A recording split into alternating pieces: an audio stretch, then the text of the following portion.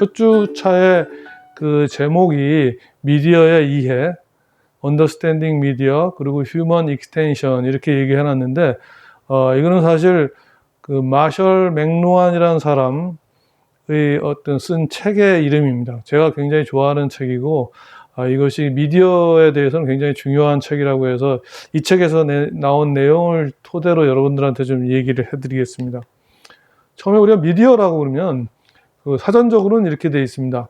거기에 보면 미디움의 복수형이다 이렇게 되어 있고, 사람이 가지는 어떤 수단, 도구 뭐 이런 것들이 미디어라고 할 수 있죠. 그리고 미디어는 또 어떤 소통, 통신 이런 거에 어떤 수단이 될 수 있습니다. 그래서 인간이 있고 인간이 자연을 만난다거나 아니면 또 인간이 또 다른 인간을 만날 때, 그럴 때 그 중간에 있는 것을 우리가 미디어라고 합니다. 그래서 우리가 컴퓨터 게임을 하면서 왜 미디어를 얘기하느냐? 그런데 컴퓨터 게임도 일종의 우리가 미디어라고 할 수 있습니다. 여러분들 컴퓨터 게임을 통해서 다른 사람들이랑 소통할 수도 있고, 또 자기 자신이랑 또 컴퓨터랑 소통하기도 하고, 그래서 우리가 컴퓨터 이 게임 미디어는 어떤 소통, 즉 소통 안에 들어갈 거고, 그 소통은 또 도구 안에 들어갑니다. 여기서 도구라고 얘기하는 것은 마샬 맥루한은 뭐 자동차라든지 아니면 전기불이라든지 TV라든지 이런 것들도 전부 다 그 미디어에 속하게 됩니다. 그래서 우리가 그 미디어에 의해서 사람들이 바뀌기도 하고, 또 그리고 세계사적인 흐름도 바뀌기도 하고 그렇습니다. 그래서 그 Understanding Media 그 책에서는 거기서 가장 중요한 그 말은 The medium is the message 그래갖고 그것을 좀 더 자세히 얘기해 보면 도구를 통해서 인간이 확장된다.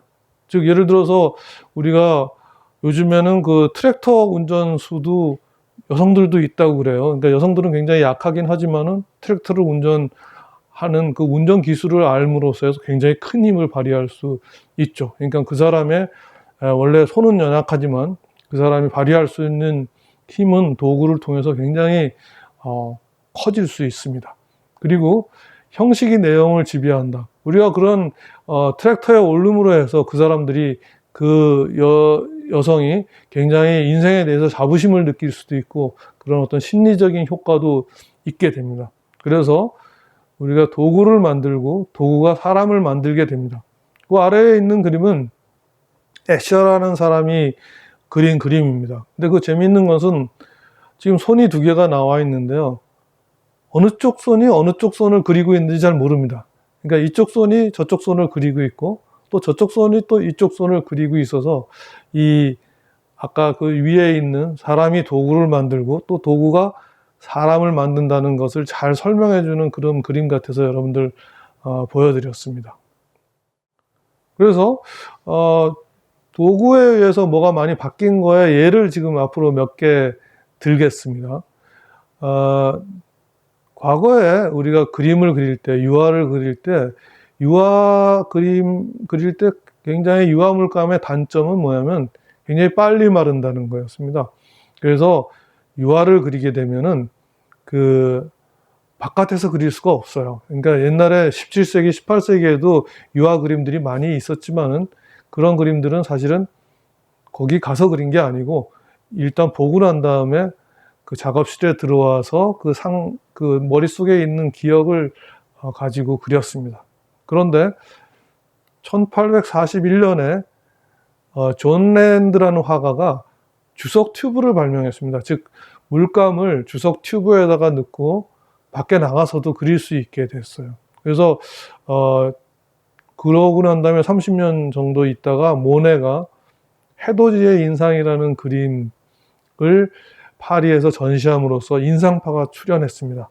그래서 인상파의 특징은 뭐냐면 그림을 세밀하게 그리지 않고 그 순간적으로 지나가는 그런 그림, 인상 그런 것들을 순간적으로 포착하는 그런 그림들을 많이 그릴 수 있었는데, 그렇게 할 수 있었던 이유는 뭐냐면 밖에 나가서 그릴 수 있기 때문입니다. 밖에 나가서 기후도 바뀌고 햇빛의 세기도 바뀌고 구름도 지나가고 이런 것들을 순간적으로 포착할 수 있는 기술이 발명이 됨으로써 그런 인상파가 나오게 됐습니다.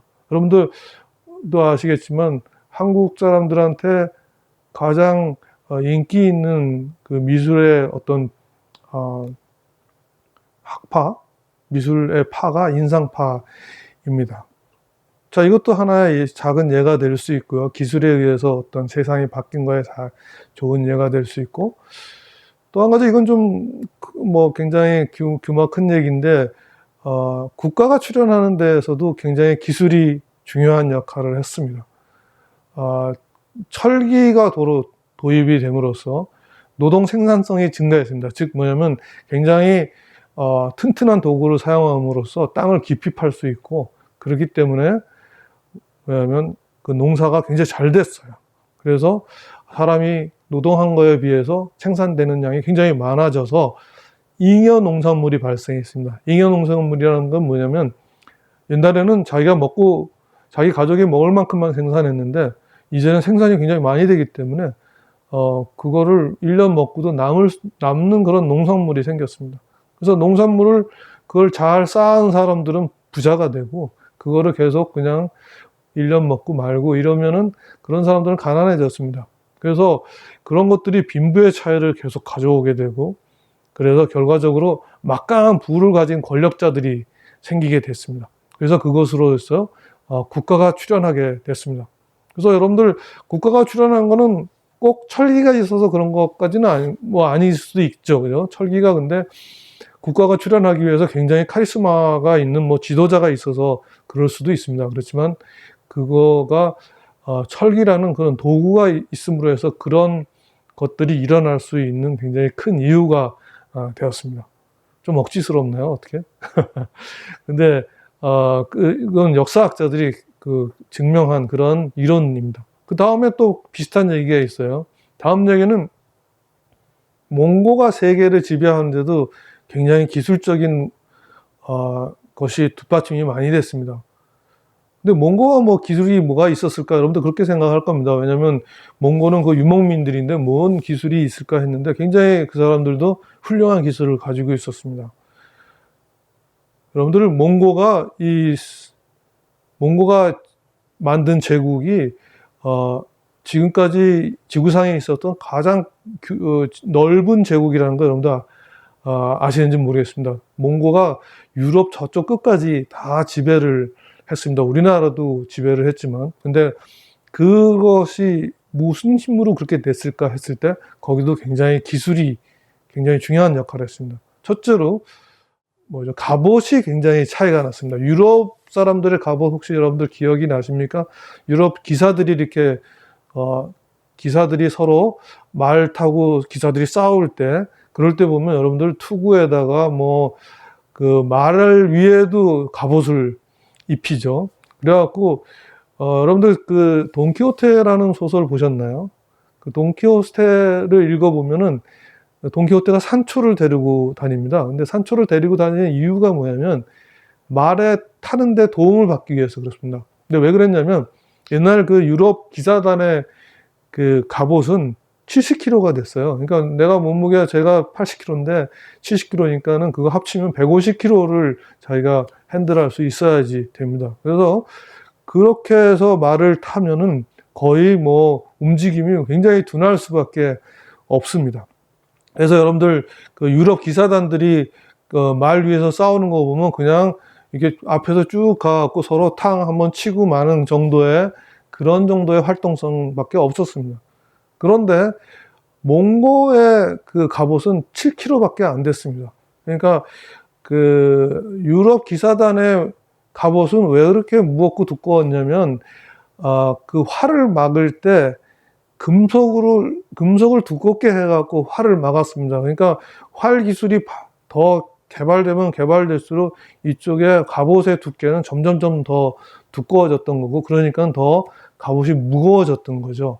그런데 몽고의 그 갑옷은 뭘로 만들었냐면 나무로 만들었습니다. 나무를 압착해서 만들었고 그 안에 스프링을 달무로 해갖고 화살이 왔을 때 그 스프링으로 화살의 충격을 흡수해서 화살이 몸을 뚫지 않도록 그렇게 했습니다. 그래서 몽고인들의 그 갑옷은 7kg밖에 안 됐습니다. 그러니까 무게가 거의 10분의 1밖에 안 되죠. 그리고 또 몽고의 그 말을 탈 때, 몽고인들은 굉장히 말을 잘 타죠. 여러분들 그 제주도에서 그 몽고 말 타는 그런 이벤트들이 있는데 혹시 가봤는지 모르겠는데요.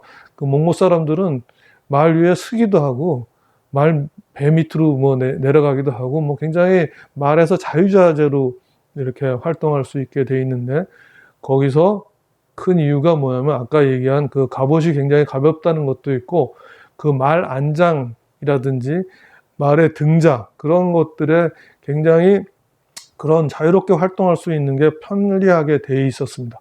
그래서 몽고인들하고 유럽인들하고 싸우면은 게임이 안 됐습니다. 그러니까는 굉장히 활동적인 그런 여기저기 뛰어다닐 수도 있고, 그런 사람들이랑 그냥 밀고만 들어오는 사람이랑 전혀 전투가 되지 않았습니다. 그리고 또 한 가지 중요한 것은 몽고인들이 굉장히 우수했던 거는 뭐냐면 또 정복해 나가면서 그 정복한 나라의 기술을 또 습득하면서 계속 영토를 확장했습니다. 그래서 몽고인들이 반달칼을 썼는데, 반달칼이라는 건 칼이 이렇게 둥그런 칼입니다. 그리고 여러분들 유럽의 칼을 보면 굉장히 뾰족하죠. 그래서 그거는 찌르는 펜싱 칼 같은 거 보면 찌르는 걸로만 살상을 할 수 있는데, 반달칼은 그렇게 둥그런 데서 아무데나 스치기만 하면은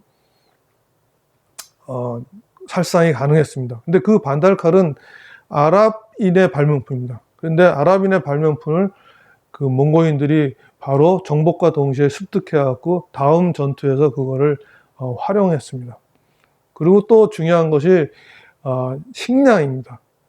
몽고인들은 소 한 마리를 말려갖고 소의 방광에다가 넣었습니다. 그러니까 소 한 마리를 말리면은 소의 방광에 다 딱 들어가기 때문에 그거는 그 병사가 그냥 들고 다닐 수 있는 겁니다. 그런데 그 정도의 양의 음식이, 식량이 병사의 1년치 식량이 된다고 합니다. 그러니까 병사 전투를 하더라도 그런 식량을 보급할 필요가 없었습니다.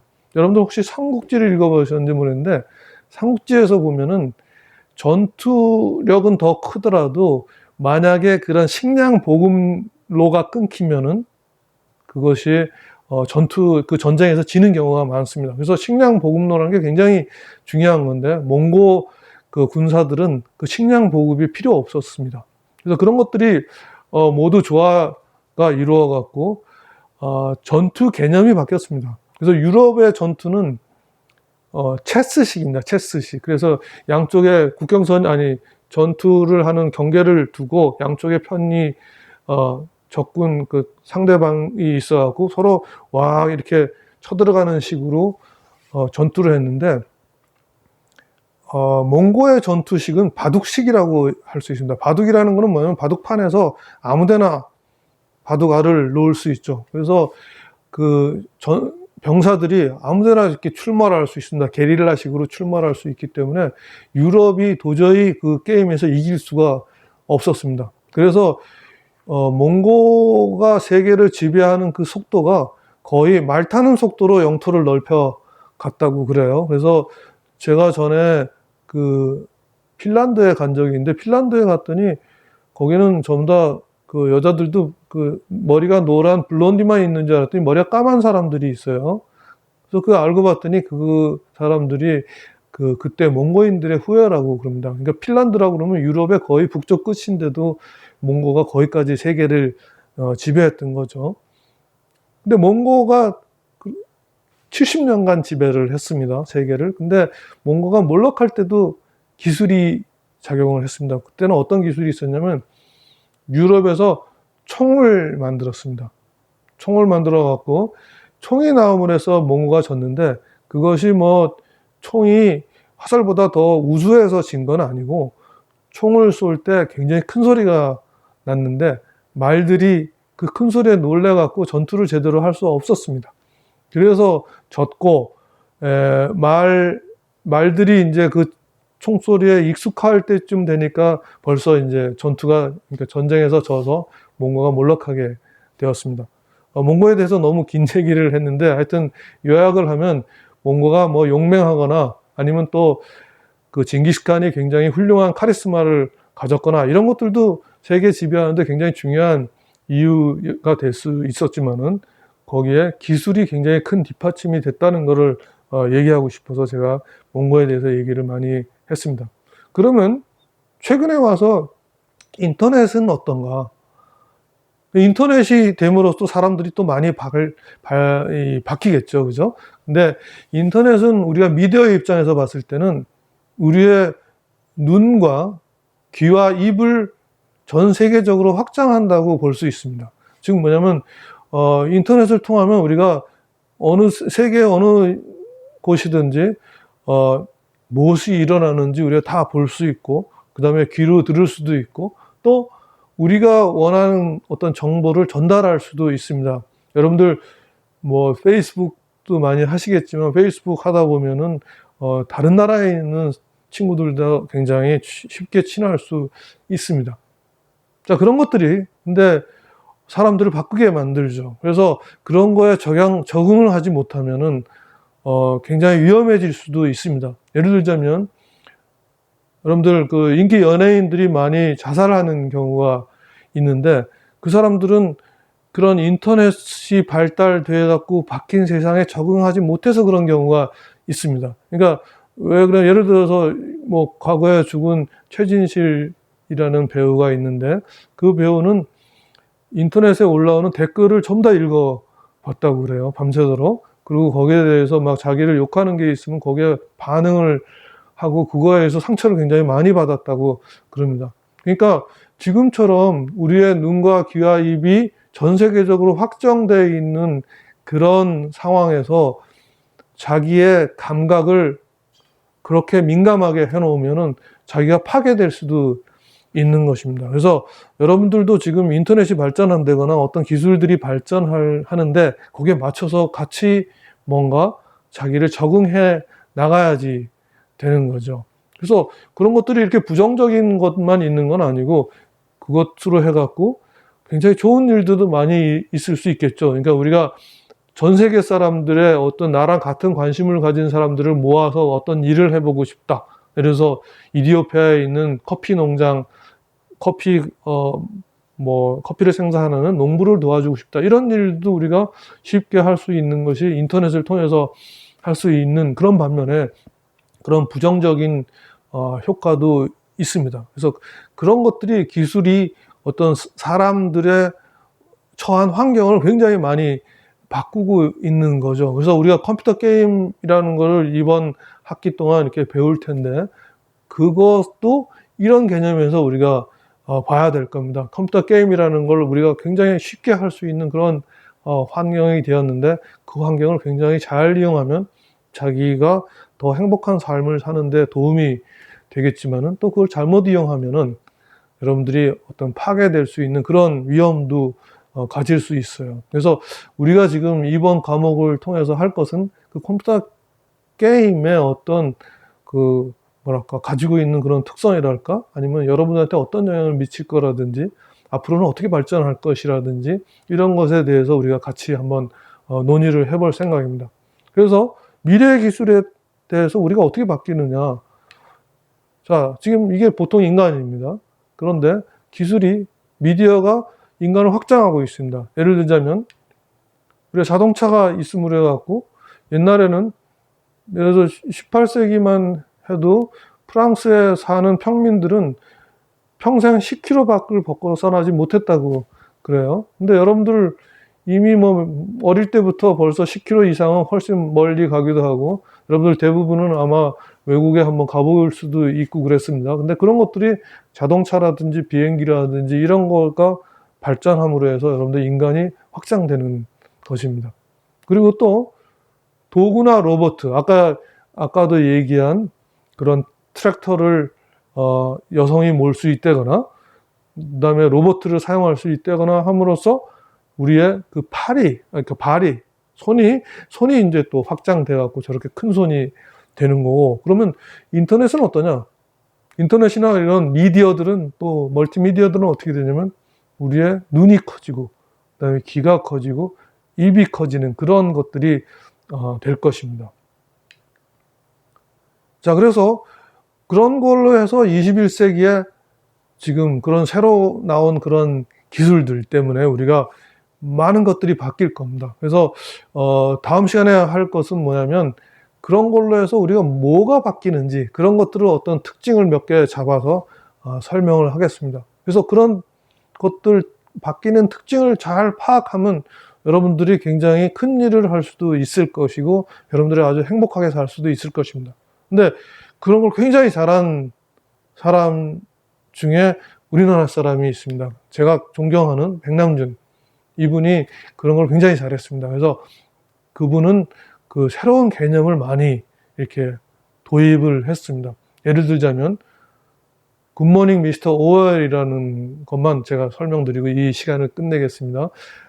미스터 오웰은 여기서 오웰은 조지 오웰이라고 해서 그 1984년이라는 소설을 쓴 그 사람을 얘기합니다. 근데 1984년이라는 소설은 언제 쓰였냐면은 20세기 초반에 쓰였습니다. 그러니까는 1984년에 50년 전, 즉 한 1930년대에 쓰인 그런 소설인데, 그 소설은 어떤 거를 썼냐면 기술이 발전함으로써 인간이 굉장히 어디에 종속되고 그 인간은 더 불행해질 거라는 그런 걸 썼습니다. 그래서 지금처럼 CCTV 같은 것들이 엄청 발전해 갖고 독재자가 사람들을 굉장히 억압하는 데 도구로 사용하고 해서 사람들이 인간성이 파괴될 거라고 한 것이 그 조지 오웰의 1984년이라는 소설이었습니다. 근데 백남준은 거기에 대해서 대답을 했습니다. 그래서 1984년 아침이 됐습니다. 새해 아침이 되었을 때 전 세계 사람들을 연결을 해서, 전 세계 예술가들을 연결해서 공동으로 작품을 만들었습니다. 여기서 뉴욕에서 작품을 만들어서 베를린으로 보내고, 베를린에서 또 그걸 고쳐서 서울로 보내고, 이런 식으로 전 세계 사람들이 공동 작업을 해서, 통신의 발전에 의해서 공동 작업을 해서 뭘 할 수 있다라는 걸 보여준 거죠. 그래서 기술의 발전이 사람을 억압한 것이 아니고, 기술의 발전이 사람의 창의성을 더 키우고 또 사람들이 서로 교류할 수 있는 그런 장을 더 확대했다라는 그런 것들을 보여줬습니다. 자, 그래서 그런 식으로 새로운 개념을 이렇게 지금 21세기에 어떻게 바뀔 것인가 하는 것을 미리 알아서 그것에 대해서 준비하는 것이 굉장히 중요하고, 자, 다음에는 그 어떻게 바뀌고 있는가 하는 특징을 한 개씩 보겠습니다.